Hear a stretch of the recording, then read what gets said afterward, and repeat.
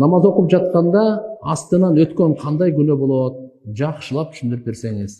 Пайгамбар саллаллаху алейхи вассалам тыюу салган, бирөө намаз окуп атса алдынан өтүү күнөөсүн билгенде 40 деп койгон. 40 жылбы, 40 күнбү, 40 айбы, 40 саатпы турган ага жакшыраак эле дейт да. Көп алымдар 40 жылды айтат. Ошонун күнөөсүн билгенде лучше ушундай туруп эле ушу намазды бүтсө. Намазы качан бирөө 2 мүнөттө, 5 мүнөттө узун окуса бирөө 10 мүнөттө окуп бүтөбөр. 40 жыл эмес мисалы. Бирок мынандай чоң мечиттерде окуп аткан жерден 2 сапты таштап астынан өтө берсеңиз боло берет. Мынандай чоң мечиттерде. Түшүндүңүз да? Могул жерде окуп атат мисалы, 1 сап таштайсыз, 2 сап, 3-чү саптан өтө бериңиз. Эч кандай күнөө эмес. Кичинекей мечиттер 10го 10 мечиттер бар мисалы, аларда уже болбойт 2 сап таштап 3-чүсүнөн өткөн. Монда чоң мечиттерде өтсө болот.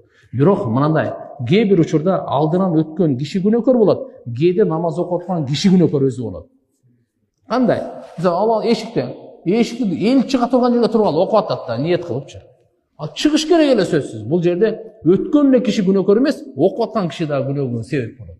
Ошон үчүн алдыда сутра коюп коюш керек. Же болбосо мындай карап, мындай стулдун аркасында, түркүктүн аркасында же бир чекеге карап окуш керек да.